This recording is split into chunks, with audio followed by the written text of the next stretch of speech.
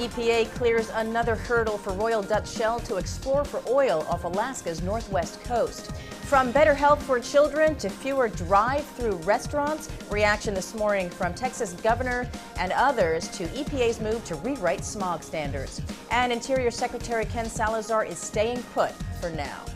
From the Energy News Center in Washington, D.C., this is the Energy Report with Susan McGinnis. Good morning, I'm Susan McGinnis. Thanks for joining us for the Energy Report on this 8th day of January 2010. Royal Dutch Shell has cleared another hurdle in its bid to explore for oil off Alaska's northwest coast. The EPA has approved Shell's air quality permit for exploration in the Chukchi Sea. Shell spent $2.1 billion for drilling rights in a 2008 lease sale and hopes to have up to 3 exploratory wells up and running by summer. But the company says those plans still hinge on the results of a public comment period that starts today and runs through the 17th of February. Before drilling can start, EPA still needs to finalize its approval of the air quality permit. The Interior Department also needs to reissue a corrected 5-year offshore oil and gas leasing plan that was ordered by a federal appeals court. Alaska Senator Lisa Murkowski, the ranking member of the Senate Energy Committee, says the move offers some reassurance that exploration off Alaska's coast will be allowed to proceed. The advocacy group Oceana and other environmental groups opposed the drilling, warning last month that it could lead to spills, noise, and other pollution. There is strong reaction this morning to EPA's proposal to tighten ozone standards set by President Bush. The agency on Thursday announced a range of 60 to 70 parts per billion, a number that will be finalized after a public comment period ends in August. The Bush EPA recommended the same range nearly 2 years ago, but the president personally intervened and set the standard at 75 parts per billion after protests from industrial and energy industry groups. This time around, those groups are not so happy. The American Petroleum Institute says the new standard could mean unnecessary energy cost increases, job losses, and less domestic oil and natural gas development. The Edison Electric Institute says it could take years to see how utilities and other emission sources will need to respond. And Texas Governor Rick Perry is predicting dire consequences, saying business would have to limit drive-throughs and homeowners, lawnmowers, and jobs will be lost, all for what he calls bad science. But environmentalists are equally vociferous in their praise for the ruling. Bill Becker of the National Association of Clean Air Agencies says the benefits of cleaner air will likely trump the costs many times over. Also, Frank O'Donnell of Clean Air Watch says it'll drive pollution control into the next decade and beyond. Interior Secretary Ken Salazar says no, he will not leave the Obama cabinet to run for governor of Colorado. Speculation grew this week that Salazar may seek that office being vacated by Colorado Governor Bill Ritter. But Salazar, who is a former Democratic senator, says he wants to remain in Washington to work with President Obama.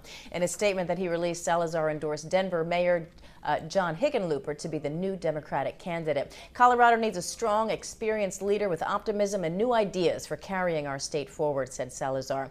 John Hickenlooper is a uniter. He said he transcends political and geographic divides to bring people together to develop solutions. If he decides to run, he will make an excellent governor for the state of Colorado.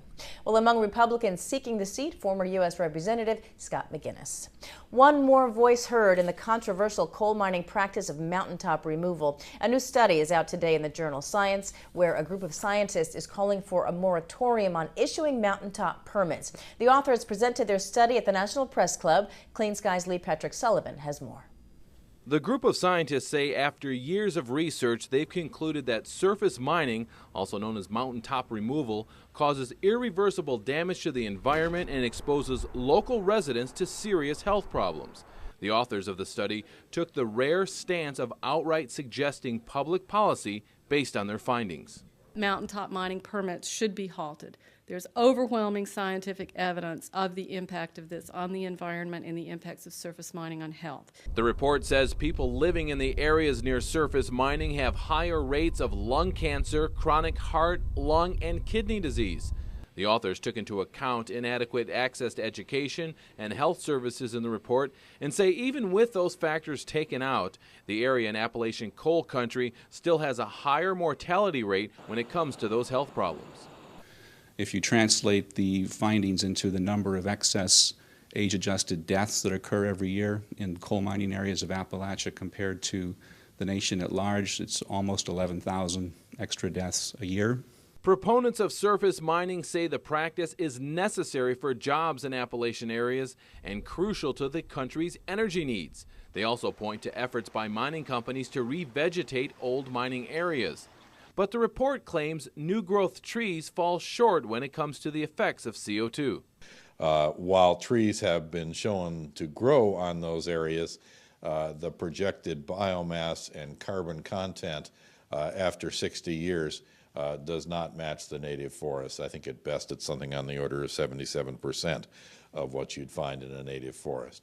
The report also claims it takes nearly 10,000 years for soil in areas of surface mining to regain their mineral content. In Washington, Lee Patrick Sullivan, Clean Skies News. Secretary of State Hillary Clinton is headed to the South Pacific to talk climate change. The State Department says Clinton will visit Papua New Guinea for bilateral talks, also New Zealand and Australia late next week. This follows a foreign policy speech she's giving in Hawaii on Tuesday. Environmental protection is reportedly high on her agenda. The visit comes about a month after ExxonMobil agreed to go forward with the biggest development project ever undertaken in Papua New Guinea, a $15 billion LNG plant. In Auckland, New Zealand, Clinton will meet with Prime Minister John Key. Then she heads to meetings in Australia with officials there in Canberra and Melbourne. If Oregon's largest utility has its way, the state could see a new gas-fired power plant. Portland General Electric is pushing to build a 400-megawatt gas-fired plant within the next 5 years, plus a 100 to 200-megawatt single-cycle turbine to fill peak needs. In the coming 5 years, PGE must add pollution controls to its largest generator, that's the Boardman coal plant, and it's facing expiration of some low-cost hydro contracts. The utility estimates it'll need 1,700 new megawatts of capacity in the coming 5 years. Plans include upgrading transmission and adding wind power. PGE plans to invest $2 billion overall, but state regulators are cautious about the size of the plan. The company's built very little generation since losing 1,200 megawatts when it shut down its troubled Trojan nuclear reactor in 1993. The death toll is up to 21 this morning from a gas explosion in northern China. The Xinhua news agency said today the plant admits that it hushed the deaths of 14 of the victims. The accident happened at the Hebei Puyang Iron and Steel in Wuhan in Hebei province. Gas escaped from a pipe during work on a furnace. Also Thursday, 4 workers were killed and 1 remains missing in another explosion by a gas leak at a chemicals firm in Gansu province that belongs to the China National Petroleum Corporation. The cleanup of Tennessee's Kingston coal ash spill is bringing more business to dozens of contractors. TVA is doling out $428.5 million in contracts to clean up Kingston, Tennessee, after one of the utility's coal waste repositories burst in December of 2008. The Knoxville News Sentinel says 10 firms are under contract to get $10 million apiece from the first phase of the cleanup. A lot of residents were displaced after the spill, which contaminated a large part of the city and contaminated the nearby Emory River. TVA said cleanup would cost about $1.2 billion, not including legal fees or fines from regulators. Wisconsin's Governor Jim Doyle just introduced the state's Clean Energy Jobs Act. He says this legislation would create at least 15,000 green jobs in Wisconsin by 2025. The bill includes accelerating standards for generating fuel from renewable sources and sets what he calls a realistic 2% reduction in annual energy consumption by 2015. Doyle says that'll keep more energy dollars in the state, creating new jobs in construction, manufacturing, and agriculture. It's pretty simple.